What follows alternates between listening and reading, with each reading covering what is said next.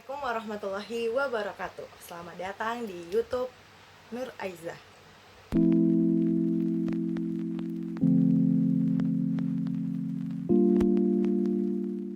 Pembahasannya masih mengenai apresiasi puisi, tetapi kali ini materi yang akan saya sampaikan adalah ketidaklangsungan ekspresi puisi. Jadi apa sih ketidaklangsungan ekspresi puisi itu? Yuk, langsung aja kita bahas. Jadi, menurut Reva Tere, ketidaklangsungan pernyataan puisi itu disebabkan oleh 3 hal. Pertama, penggantian arti atau displacing of meaning. Kedua, penyimpangan arti atau distorting of meaning. Dan yang ketiga, penciptaan arti atau creating of meaning. Nah, apa yang dimaksud dengan ketiga hal tersebut? Oke. Jadi, penggantian arti pada umumnya merupakan kata-kata kiasan atau yang mengganti sesuatu yang lain, seperti metafora, metonimik. Nah, dalam penggantian arti suatu kata atau kata-kata kiasan yang berarti yang lain atau tidak menurut arti yang sesungguhnya. Nah, secara umum dalam pembicaraan puisi, bahasa kiasan seperti perbandingan, personifikasi, senokdoki, dan metomini itu biasanya disebut dengan metafora, meskipun sesungguhnya metafora itu berbeda dengan kiasan yang lain. Jadi metafora itu mempunyai sifat sendiri.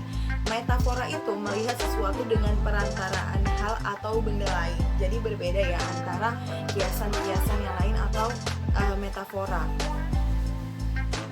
Kemudian yang kedua adalah penyimpangan arti. Masih menurut Reva Tere, penyimpangan terjadi bila dalam sajak atau ambiguitas kontradiksi ataupun nonsense. Nah, ambiguitas itu merupakan kalau di dalam puisi itu merupakan kata-kata, frase, dan kalimat yang sering mempunyai arti ganda atau yang menimbulkan banyak tafsir, dan itu disebut biasanya ambigu. Ambiguitas itu sebenarnya berbeda dengan ketidakjelasan. Jadi kadang kan ada orang yang bilang kalimatnya tuh nggak jelas, ambigu, padahal ketidakjelasan dengan ambiguitas itu adalah sesuatu hal yang berbeda. Kalau ambiguitas itu merupakan kata atau kalimat yang maknanya itu lebih dari satu atau bermakna ganda. Yang kedua adalah kontradiksi. Jadi dalam sajak modern banyak ironi, yaitu salah satu cara yang menyampaikan maksud secara berlawanan atau kebalikan. Ironi ini biasanya untuk mengejek sesuatu yang keterlaluan.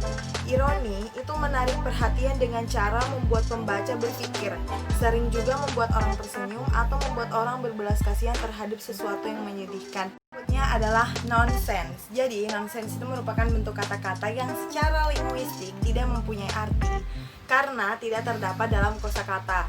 Misalnya penggabungan dua kata atau lebih pada salah satu puisi. Nonsense itu pengulangan suku kata dalam satu kata. Jadi kayak terkekeh, kekeh, keh, keh, keh, keh, keh, keh, keh.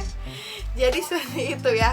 Nah, nonsense ini menimbulkan asosiasi-asosiasi tertentu yang menimbulkan arti dua segi atau menimbulkan suasana aneh, suasana gaib ataupun suasana lucu. Jadi sebenarnya kata dasarnya memiliki arti, tapi ketika digabungkan dia menjadi tidak memiliki arti. Nah, itu yang disebut sebagai nonsense. Kemudian yang selanjutnya adalah penciptaan arti. Terjadi penciptaan arti bila ruang teks atau spasi teks berlaku sebagai prinsip pengorganisasian untuk membuat tanda-tanda keluar dari hal-hal ketatabahasaan yang sesungguhnya.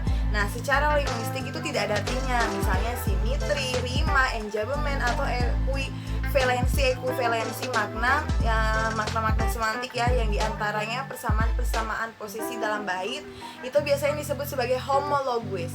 Dalam puisi sering terdapat keseimbangan atau simetri berupa persejajaran arti antara bait-bait atau antara baris-baris dalam bait. Puisi yang biasanya menggunakan paragraf rata kanan dan rata kiri, dan juga puisi yang menggunakan rata kanan tidak rata kiri itu secara linguistik dia tidak bermakna apa-apa. Tidak mengenai ketidaklangsungan ekspresi puisi ini cukup sekian pembahasannya. Semoga teman-teman bisa mengerti dengan baik. Kalau tidak dimengerti karena ada kekeliruan dalam penjelasan saya, mohon dipahami. Teman-teman bisa mencari referensi yang lain.